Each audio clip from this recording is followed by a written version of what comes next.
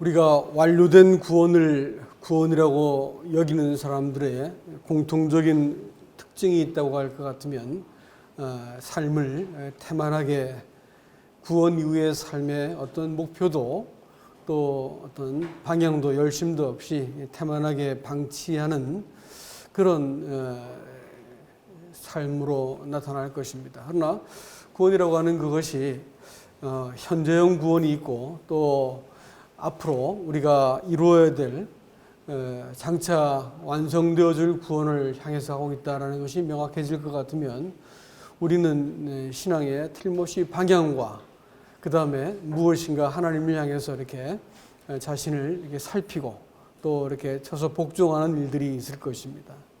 그러니까 이제 어떤 신앙을 가지고 있는지에 따라 가지고 신앙의 그 자세와 태도가 바뀌어 버립니다. 근데 불행하게도 한국에 들어와 있는 이 복음주의, 아니 역사를 뒤져보니까 서양에 있는 복음주의도 바로 이 문제 때문에 큰 몸살을 앓고 어떤 이단보다도 하나님의 교회를 가장 괴롭게 하고 또 진리를 혼탁하게 만든 것은 믿음주의라고 하는 거짓된 신앙이었습니다.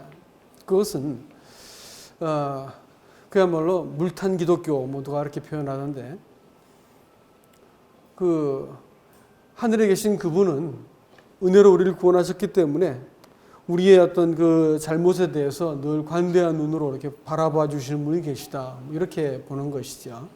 그 뭐 지옥이라든지 이런 얘기들에 대해서는 별로 중요하게 관심을 두지 않고 우리에게 늘 관대한 하나님에 대한 얘기만 해주는 하나님 그 기독교를 가지고 물탄 기독교라고 C.S. 루이스가 이렇게 말을 하더라고요. 그런데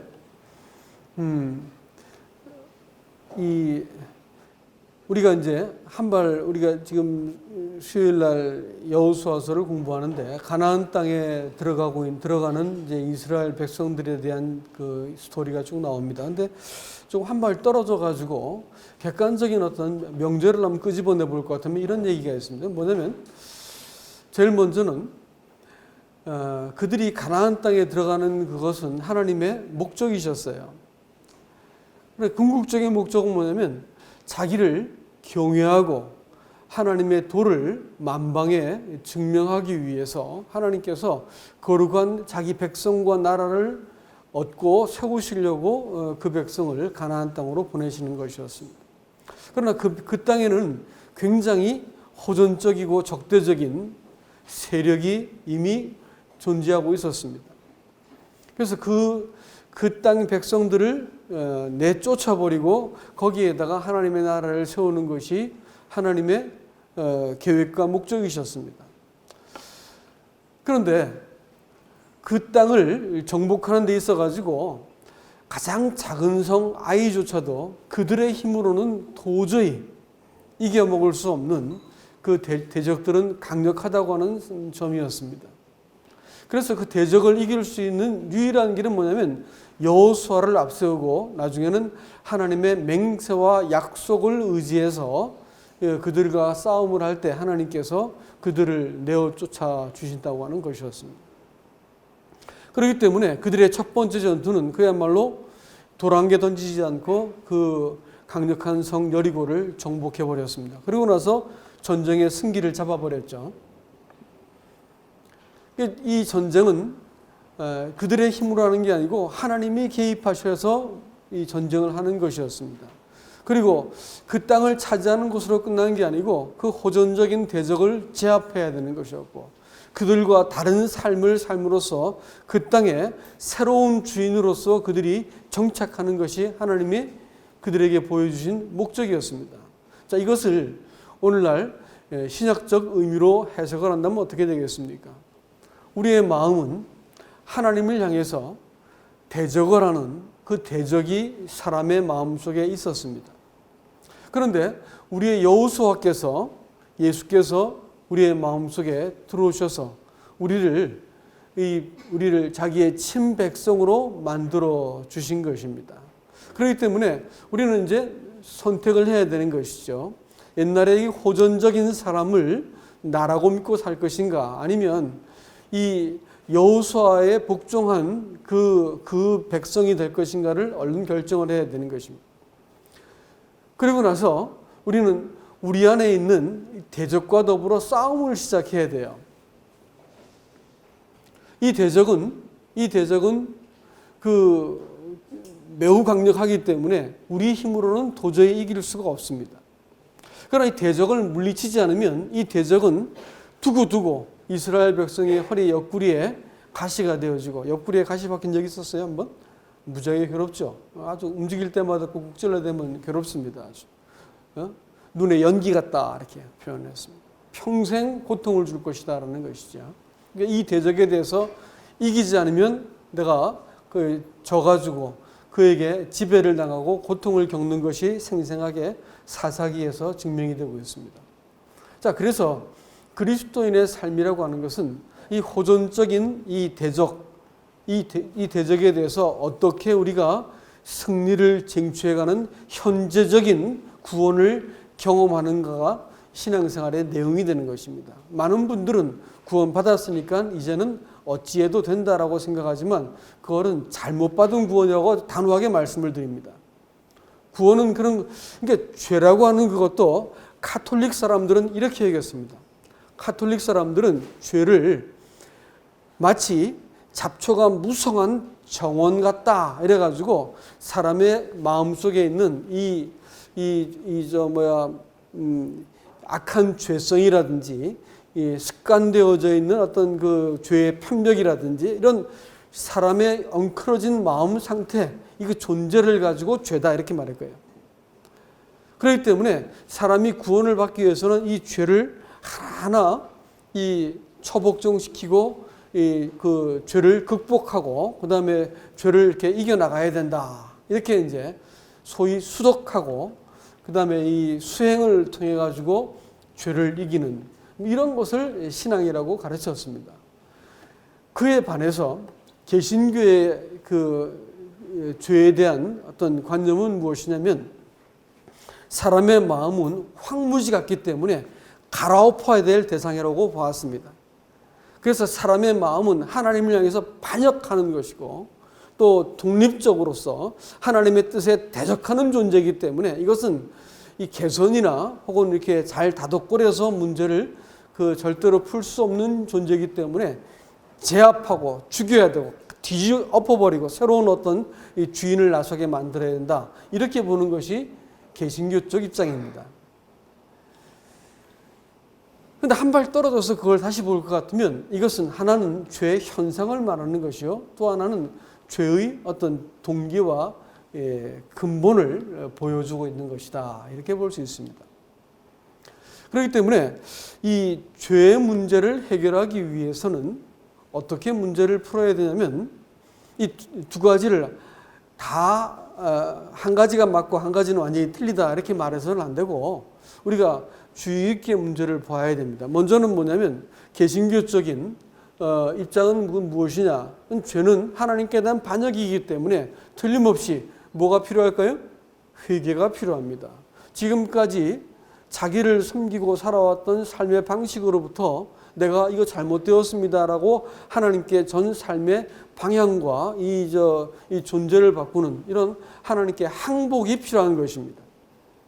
이런 것이 일어나기 전까지는 하나님은 우리한테 이 첫 번째 승리, 여리고성의 승리를 주지 않으세요. 우리의 구원은 하나님께서 무조건적으로 은혜로 값없이 사람의 어떤 노력이나 수고를 동반하지 않은 채 일방적으로 주신 그것은 그 뜻이 무엇이냐면 하나님께 항복을 하고 회개한 사람들에게 구원이 선물로 주어진다고 하는 사실과 이 구원은 계속적으로 하나님의 개입으로 이루어진다는 것을 보여주기 위해서 그와 같이 주신 것입니다. 그럼 끝이냐? 아니요. 그 끝이 아니었잖아요. 그리고 나서 그 전쟁은 계속해서 그들 앞에 놓여 있었습니다. 이 전쟁을 부인해버리고 그냥 되는 대로 살아버리지 이렇게 말하는 것은 자기를 기만하는 것입니다. 우리는 여전히 가정에서, 직장에서, 사회생활을 하면서 아니 또 내 속에서 끊임없이 올라오는 죄성과 더불어 맞닥뜨려야 되는 것이 현실입니다. 이것을 절대 부정하거나 대충 덮고 넘어가는 그것은 그건 매우 잘못된 것 아니면 구원받지 않아서 그렇습니다. 이 문제에 대해서 우리는 성경은 우리에게 구원을 명령하고 계십니다. 역시 이 구원의 문제는 누구의 몫이에요? 내 몫이 아니고 하나님의 몫입니다. 지난 시간에 로마서 12장 그 1절 말씀을 12장에 나온 말씀을 제가 잠깐 그때 교재했었는데 조금 더 이렇게 말씀을 읽어 여러분께 드리겠습니다. 그러므로 형제들아 내가 하나님의 모든 자비하심으로 너희를 권하노니 너희 몸을 하나님이 기뻐하시는 거룩한 산 제물로 드리라. 이는 너희가 드릴 영적 예배니라. 너희는 이 세대를 본받지 말고 오직 마음을 새롭게 함으로 변화를 받아 하나님의 선하시고 기뻐하시고 온전하신 뜻이 무엇인지 분별하도록 하라. 내게 주신 은혜로 말미암아 너희 각 사람에게 말하노니 마땅히 생각할 그 이상의 생각을 품지 말고 오직 하나님께서 각 사람에게 나눠주신 믿음의 분량대로 지혜롭게 생각하라. 우리가 한 몸에 많은 지체를 가졌으나 모든 지체가 같은 기능을 가진 것이 아니니 이와 같이 우리 많은 사람이 그리스도 안에서 한 몸이 되어 서로 지체가 되었느니라. 뒤에 좀 더 읽었으면 좋겠는데 시간상 정도 읽고 말씀을 또 교제를 하겠습니다. 여러분 이 그 성경이 우리들에게 요구하고 있는 것이 무엇이냐면 예배올시다. 왜 예배를 해야 되냐면 사람의 본성이 본질적으로 하나님에 대해서 대적을 하고 있기 때문에 그렇습니다. 본질적으로 독립적이고 본질적으로 먼저 뛰쳐나가고 본질적으로 꼼수 쓰기 좋아하고 본질적으로 자기가 어떤 그 꾀를 가지고 무엇을 선택하고 자기 방법을 동원하고 결국 내가 했어라고 하는 자랑거리를 만들어내기 위해서 인생을 살아가는 것이 사람 안에 있는 이 본질적인 본성이기 때문에 우리는 예배가 필요한 사람들입니다. 예배를 통해서는 예배 안에서는 뭐가 있어야 될까요? 하나님께 대한 명백한 자백이 있어야 됩니다. 예배에 자백이 없으면 예배를 잘 드린 게 아니에요, 사실은. 예배를 드릴 때 찬송을 같이 부르고 말씀을 대하고 성도들의 기도 속에서 우리는 우리 모습을 되비춰보는 자백이 있어야 됩니다. 한 주일 동안 살면서 성령께서 내게 이렇게 지적하신 부분들이 반드시 있을 것입니다. 자백이 필요해요. 자백 빠진 예배는 헛된 예배입니다. 그리고 그 안에서 하나님의 약속을 또 보아야 되고 그 다음에 하나님이 우리를 어떻게 회복하시는지를 또 경험하게 되는 것이 예배입니다. 자기의 뜻이 하나님의 뜻 앞에서 자기의 어떤 그 하찮은 생각들이 하나님 앞에서 굴복되는 과정이 예배 속에서 나타나지 않으면 사실 예배는 어떤 젊은 형제가 얘기했지만 그것은 성대한 말 가지고 잔치하는 겁니다. 하나님께 말잔치한 거예요. 말잔치. 예배가 아니고. 그렇기 때문에 그건 정당한 것이 아니고 예배는 하나님께 대한 우리 자신을 살피는 자백이 필요하고 또 하나님께 대한 굴복이 복종이 필요하고 또 그분의 약속과 회복을 내가 경험하는 일들이 예배 속에서 나타나야 된다. 그래서 오늘 이 본문은 우리들에게 이 예배를 명령하고 있다는 것을 기억하시기 바랍니다. 제가 아까 죄에 대해서 말씀을 드렸는데 여러분 질병이라는 말을 알고 계세요? 질병. 그 각골문 써놓으면 병자가 무지하게 재밌습니다. 질병할 때 병자 병원 할 때 한자 기억나죠? 그 글자 각골문으로 써보면 병상이 있습니다. 병상. 예? 병상을 이렇게 거꾸로 누워있는 것을 세워놓은 곳이 질병할 때 바깥에 쓴 글자가 그 글자예요. 근데 그 안에 갑을 병할 때 못났다라는 의미에서 병자가 들어가 있습니다. 그리고 질자는 화살 시자가 들어가 있어요. 다시 말하면 질이라고 뭐라면 운전하다가 뭐 하다가 탁 부딪히고 깨지고 해서 뭐 얻어 터지고 깨져서 다치지 않습니까? 그걸 뭐라 불러요? 그건 질이라 부르는 겁니다. 그럼 병은 뭘까요? 잘못된 생활 습관과 이 그 태도 때문에 마음속에 찾아와서 자기 삶의 방식이 잘못되었기 때문에 천천히 내 속에 생겨난 것을 뭐라 부른다고요? 그걸 병이라 부르는 거예요. 질과 병은 다른 거예요. 질병. 그러니까 병이라고 하는 그것은 먼저 어디에서부터 시작하냐면 사람의 생각에서부터 시작해요. 그래서 성경은 뭐냐면 마땅히 네가 생각할 것 이상의 것을 품지 말라 이렇게 지금 권하고 있죠. 그렇죠? 사람의 생각 안에 이 잘못된 생각이 딱 들어와 버리면 이 생각이 자꾸 자기 안에서 잘못된 행동을 유발하게 되어지고, 행동이 반복될 것 같으면 뭐가 될까요? 습관이 되어지고, 그것이 우리에게 영적인 문제를 일으키는 것입니다. 그래서 우리가 이 사람의 본성에 대해서 명백한 인식을 하지 않으면 우리는 어느새 익숙하게 생각하는 것들이 별 문제가 없어 이렇게 하면서 그냥 받아들이게 되어지는데, 이것을 하나님을 대면하면서 자꾸 내 문제를 잘 들여다보지 못할 것 같으면 우리는 그 빚 앞에 나서지 않은 채로 그냥 일정한 교회 생활을 해주는 것으로 내가 신앙생활을 하고 있다고 착각을 하게 되어지고, 구원은 받았으니까 어찌 되겠지라는 생각을 한다는 것입니다. 성경은 그렇게 말하고 있지 않습니다. 우리가 살아가면서 맞닥뜨리는 문제 중에서 생각을 통해서 들어오는 죄가, 그것을 내 것으로 받아들였을 때 굉장히 치명적으로 우리 신앙을 단 한 발자국도 앞으로 나가지 못하게 만들고 아주 우리를 괴물같이 만들어버리는 몇 가지 죄들이 있다는 거예요. 이 죄에 대해서 우리가 명백하게 보지 못하고 처리하지 않을 것 같으면 우리는 거기서 그 반드시 죄에 의해서 우리가 속박당하고, 또 속박당할 뿐 아니라 거기서 고난을 겪게 돼요. 사사기 보면 그들이 견디다 못해가지고 하나님께 울부짖게 됩니다. 하나님 살려주십시오. 그럴 때까지 계속 그 죄는 우리를 몰아세우게 되어 있어요. 그렇기 때문에 우리가 맞닥뜨리는 그 죄, 세부적인 죄에 대해서는 우리가 어떻게 대할 것인가 하는 것을 정직한 마음으로 대해야 됩니다. 이런 의미에서 죄는 하나님께서 반역하고 있는 마음을 항복하는 것이다 라는 어떤 이런 의미에서 우리가 구원을 설명할 수 있지만, 또 하나는 구원이라고 하는 것은 우리 안에 있는 잡초와 같은, 이 잡초가 무성한 이 정원과 같은 우리 마음을 하나님 앞에서 하나하나 이 황무지 같은 마음을 고쳐가는 부분도 명백히 있다는 것을 기억해야 됩니다. 안 그러면 구원받았으니 하나님께 항복했으니 어찌 되겠지 해가지고 그리스도인이라 부르는 사람들이 그냥 집담하는 집들이 아주 그냥 그야말로 이렇게 흉과 같이 괴물같이 이렇게 막 이렇게 모여 있는 것이 교회가 되어 있는 거예요.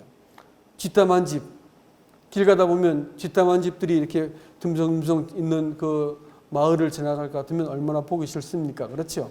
그리스도인들이 나 하나님께 항복했으니까, 하나님 나 갈아엎어가지고 하나님 거 삼았으니까 됐겠지 이래가지고 그 뒤에 내가 쌓아가야 할 집 짓는 것들을 포기해버리는 거예요.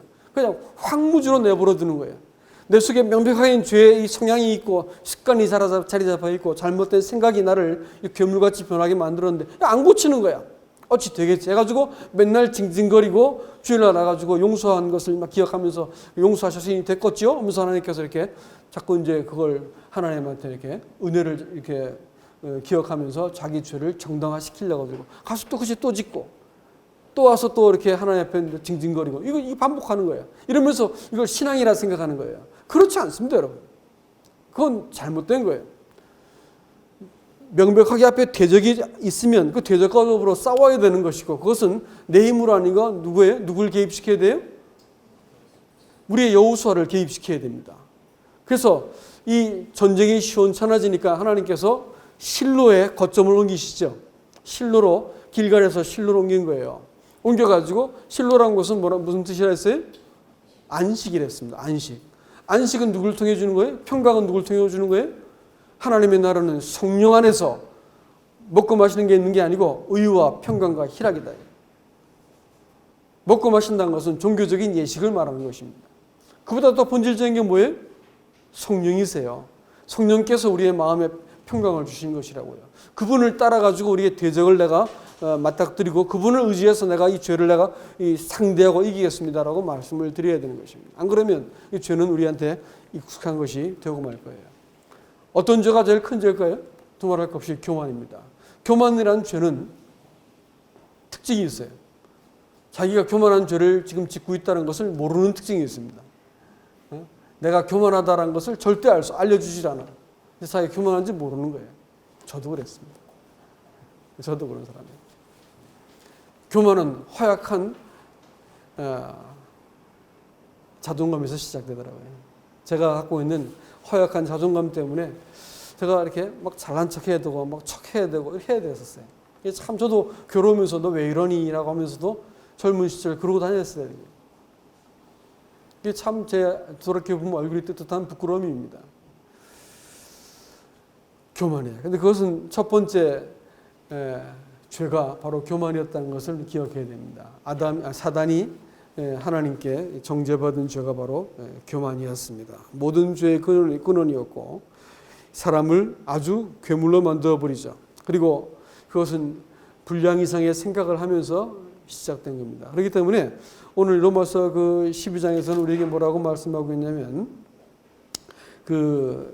이 3절 말씀에서 내게 주신 은혜대로 말미암아 너희 각 사람에게 말하노니 마땅히 생각할 그 이상의 생각을 품지 말고 이렇게 말을 합니다. 그러니까 하나님의 은혜를 근거해서 너하고 나하고 관계를 다시 한번 생각해 보자라는 것입니다. 하나님의 은혜를 통해서 구원받았다면 우리는 별로 쓸모없는 사람들이라는 것을 성경은 말하고 있습니다. 하나님 앞에 무엇 하나 내세울 것이 없는 존재들이다라는 뜻이겠죠. 이런 사람을 하나님께서 구원하셨어요. 그렇기 때문에 은혜를 근거해서 너 자신을 다시 한번 네가 있어야 될 자리가 어디냐라는 것을 생각해 보라는 것입니다. 16절 말씀은 뭐라냐면 너희가 지혜로운 체하지 말라 이렇게 말합니다. 교만은 자기를 과장하는 데 능선합니다. 모든 죄를 다 불러들일 수 있어요. 교만하면 사람들이 모든 죄를 다 불러들여가지고 자기를 숭배하는 것이기 때문에 모든 죄가 다 가능한 것이 교만입니다. 성경은 이 점에 있어서 우리를 경고하고 있습니다. 만약 이것이 우리 속에 자리 잡아버리면 참 사람들과 관계 맺는 것이 끊임없이 비교의식에 빠져야 되고 우월감과 어떤 열등감과 또 이렇게 사람을 지배하려든다거나 인정받지 못하면 분노한다거나 모든 그 부끄러운 죄들이 다 쫓아오게 되어 있습니다. 하나님 앞에서 이것은 우리가 늘 자기를 살펴야 될 문제죠. 두 번째 죄가 뭘까요? 가인이 지은 죄였습니다. 그건 시기심이었죠. 시기심이었습니다. 이것도 이 시기심은 절대로 혼자 존재하지 않습니다. 분노를 동반하죠. 그래서 동생을 돌로 쳐 죽입니다. 그것도 작정을 해가지고 갑자기 우발적인 죄가 아니었어요. 잘 풀어내가지고 잘 신중하게 알리바이를 만들어서 돌로 쳐 죽였습니다. 그리고 자기가 무엇을 잘못한지도 모를 만큼 하나님께서 그 죄를 체근하실 때 내가 동생을 지키는 자입니까? 라고 따질 만큼 알리바이를 충분히 만들어 놓고 정당성을 확보하고 지은 죄가 바로 시기심이었습니다. 시기심에는 모든 게 다 정당해져 버려요. 자기 행동에 대해서는. 참 이게 무서운 죄가 될 것입니다. 어떤 사람이 두 사람이 길을 가는데 한 사람은 시기심이 많은 사람이고 한 사람은 욕심이 많은 사람이었어요. 근데 하나님 천사를 만나가지고 천사가 너희들 내가 소원을 들어줄게. 뭘 해줄까? 한 가지씩만 들어줄게. 그랬더니 둘 다 대답을 하자고 기다리고 있어요. 근데 가만히 있다가 이제 시기심이 뭐라냐면 내 눈 하나를 빼주시오. 알았어. 내가 설명을 잘못했구나. 못 알아들으신 거 보니까. 욕심은 예를 들어가지고 나를 부자가 되게 해주시오. 뭐 이럴 수 있겠고, 뭐 여러 가지 말할 수 있겠는데 그걸 말하지 않고 자기가 더 큰 걸 갖기 위해서 이제 욕심이 있는 친구는 말을 안 하고 있었고 시기심도 자기보다 얘가 더 좋은 걸 구하면 안 되니까 가만히 기다리고 있다가 더 좋은 걸 구하기 위해서 요청을 하자고 기다렸습니다. 마침내 못 기다리고 너 구하는 거 없구나 가려고 그러니까 붙들고 시기심이 먼저 말했어요. 무슨 말이에요? 내 눈 한 개만 빼주시오. 그럼 내 상대방한테 내가 2배로 해주겠다 이게. 그러니까 서로 말을 안 했지. 내 눈 하나 빼면 얘는 어떻게 해야 돼? 2눈을 다 빼야 되는 거야. 내 눈 하나를 빼주시오. 이렇게 말을 했어요. 그 정도로 시기심은 아주 잔인하고 터무니도 없고 앞뒤를 안 재. 이게 시기심입니다. 사람 안에 이게 들어오면 사람이 무지하게 추잡해져요. 이성도 없어지고 모든 것을 다 이성까지 동원해가지고 곰곰이 생각해가지고 상대방을 헐어내려 버리는 거예요. 이런 것들이 사람 마음속에 있을 수가 그리스도인에 있을 수 있을까 없을까? 있어요. 여러분 있어요. 얼마나 유치해진 줄 알아요? 그럴 수 있습니다. 정욕입니다.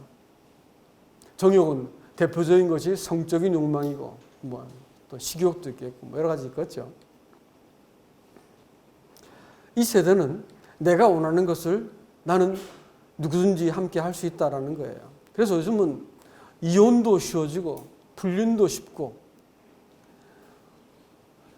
남한테 뭐 폐 끼치는 거 아닌데 해가지고 자기가 이렇게 그 스마트폰을 보고 엉뚱한 행동을 하는 것에서 전혀 문제를 삼지 않습니다. 아주 경건한 그리스도인들이 누가 내가 남한테 피해 끼치는 거 아닌데 하고 이렇게 이런 거 보다가 딱 걸렸어. 어떤 사람한테. 누구냐면 그런 걸로 이 피싱하는 친구한테 걸려가지고 상대가 누군지를 싹 파악하고 나서 아주 큰 목돈을 달라고 협박을 했습니다. 이 사람이 양심에 걸려가지고 파출소가 자수를 하죠. 대신에 이 사람이 그동안 수십 년 동안 쌓아왔던 명성은 다 날아가 버렸습니다. 이 시대는 사람의 욕망에 대해서 정당하다고 자꾸 말해주려고 그래요. 그래서 뭐 이렇게 차별금지법 이렇게 말하는데 좋은 뜻이 아니에요. 사람의 추악한 본성에 대해서 관대해지하게 만들려는 것이죠. 이게 이제 이 시대 정신입니다. 경계하지 않으면 우리는 그것이 어느새 나한테 이게 권리야라고 생각하면서 이 정욕에 대해서 관대한 마음을 품을 수 있다는 것입니다. 우리가 이것을 기억하셔야 됩니다. 우리가 성경 해석판에서 이런 교사를 나눴었는데 사무엘하 11장에 볼 것 같으면 다윗이 범죄하는 하나님이 유일하게 미워하신 죄를 지었던 이 다윗의 범죄 장면이 나타납니다. 사무엘하 11장에 보면 1절에 보면 왕들이 나가서 그 랍바를 갑자기 이름이 헷갈리네. 사무엘하 11장에 그래서 이 그 전쟁을 할 때 되면 부하들이 나가가지고 그 전세를 몰아가지고 적들을 다 성으로 이렇게 몰아집어놓고 나서 최종적으로 성을 딱 정복할 때 되면 누가 나서냐면 왕이 나오는 거예요. 왕들이 출전할 때가 되면 이랬는데 왕들이 출전할 것은 전세를 다 기울여 놓고 이제 최종적으로 저놈 잡아라 하면 이제 우르르 들어가서 성을 이제 뺏어 버리는 것을 하는 것이 이제 왕이 이제 아주 이제 위험 있게 딱 말해주는 그 순간이 바로 왕들이 출전할 때였습니다. 왕이 나가야 돼, 안 나가야 돼요? 나가야 됩니다. 근데 안 나가고 뒤집어 잔 거예요. 하루 종일 잤어요. 그래서 저녁에 일어났다 했습니다. 근데 아주 재수없는 얘기가 나오는데 뭐냐면 사무엘하 5장에 볼 것 같으면 다윗이 이 헤브론에서 그 예루살렘에 있는 처첩들을 많이 얻었더라라는 말이 나옵니다. 그만하면 됐는데 처첩들을 많이 얻었다라는 아주 기분 나쁜 얘기가 나와요. 그리고 나서 자기가 해야 될 일들까지도 하지 않고 마땅히 해야 될 도리까지도 저버리고 나서 이 정욕에 대해서 이렇게 관대하게 받아들여주고 이래도 된다고 생각한 거예요. 그래서 저녁에 일어났다 이렇게 말을 했습니다. 그만하면 됐지.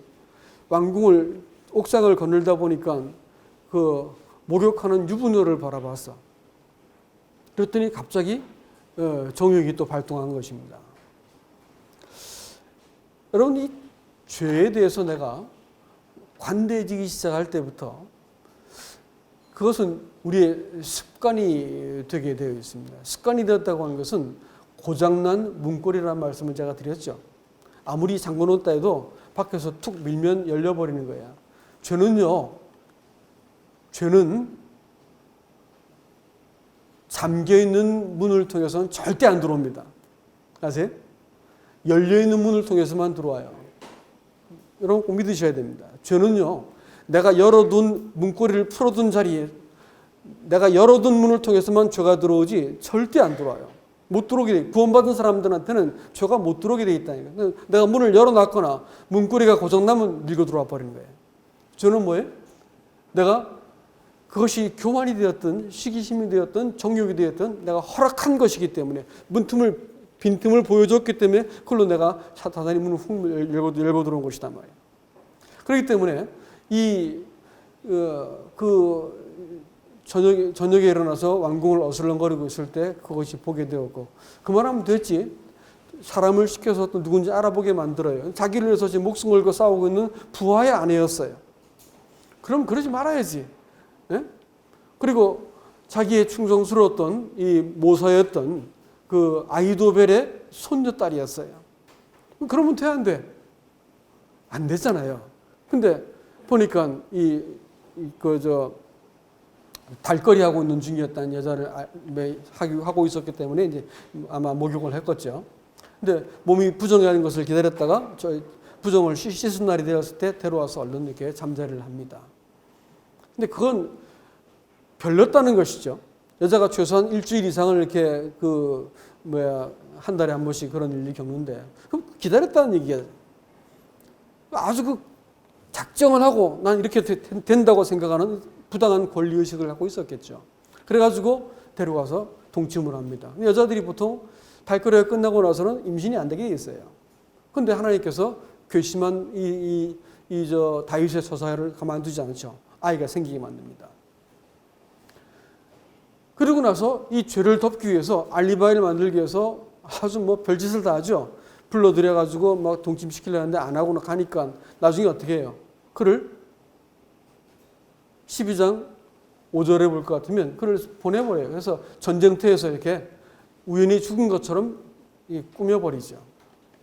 죄가 얼마나 더러울 수 있는지, 얼마나 뻔뻔스럽고 염치 없고 얼마나 정말로 짐승 같은지를 아주 적나라하게 보여주고 있습니다. 이것이 다 허용한 죄 때문에 찾아 들어온 것이라는 것을 왜 기억해야 됩니다. 우리가 이것을 바르게 보지 않으면, 여러분, 태만이라는 것도 그런 거예요. 게으름이라고 하는 그것이 여러분 우리가 좀 느려 터진 삶의 방식 아니에요. 성경은 그렇게 말하고 있지 않습니다. 다윗의 태만은 영적인 문제였어요. 영적인 자세였다고요. 하나님에 대해서 갖고 있었던 그의 태도였고, 그렇기 때문에 네가 나를 업신여겼다는 말을 자꾸 반복하고 12장 갔기 때문에 나단을 통해서 네가 하나님의 말씀을 업신여겼다고, 그 뒤에 말씀은 네가 나를 업신여겼다 이렇게 말씀했어요. 하나님을 업신여긴 것이었어요.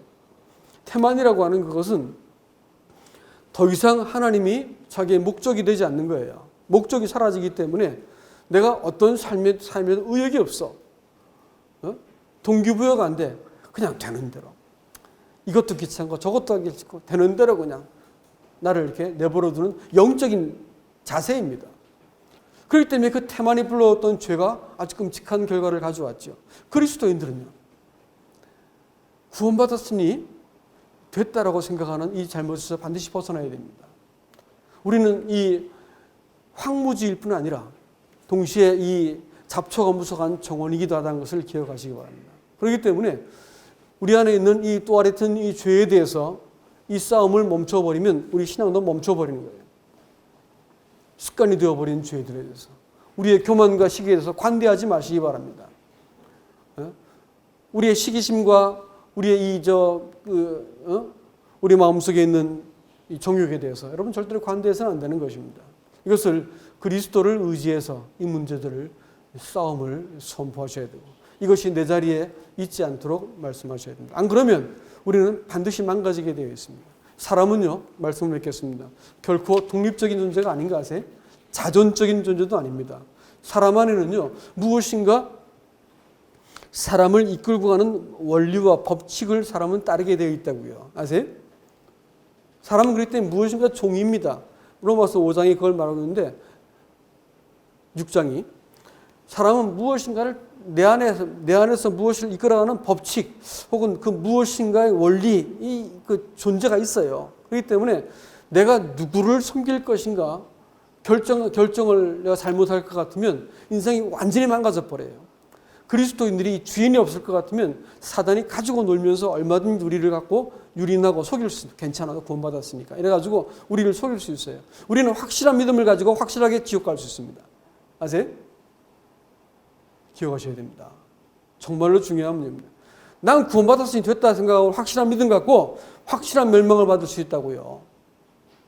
나는 이 반역자인 사람이기 때문에 그리스도께 복종하고 그분을 따르는 이 믿음을 통해 가지고 우리 안에 있는 이 견고하게 자리 잡은 죄들과 싸워야 되는 것이에요. 죄의 습관과 더불어 싸워야 되는 것이지, 이 싸움을 포기해버리면 우리 인생도 끝나버린 거예요. 하나님께서 우리를 이 땅에 남겨둘 이유가 뭐가 있냐고. 나를 통해서 영광을 얻으시기 위해서 하나님께서 이 애굽에서 노예된 인간들을 불러내가지고 가나안까지 불러오셨고, 나를 통해서 하나님 영광과 그 형상을 보기 위해서 이 죄 장아찌였던 나 같은 인생을 불러가지고 하나님 여기까지 세웠어요. 근데 죄와 싸움을 안 한다고요? 예? 내가 이 죄와 더불어 이 전쟁을 나 포기했다고요? 여러분, 하나님께서 데려가실지 몰라요. 협박하자는 것이 아닙니다. 왜 살려두셔야 되는 건데, 하나님께서? 여러분을 왜 살려두셔야 되는 건데? 뭐 좀 더 엔조이하고 뭐 먹고 있고 뭐 호사 떠는 거 그것 때문에 여러분 인생을 살려둔 거라고요? 그거 안 하면 또 어때요?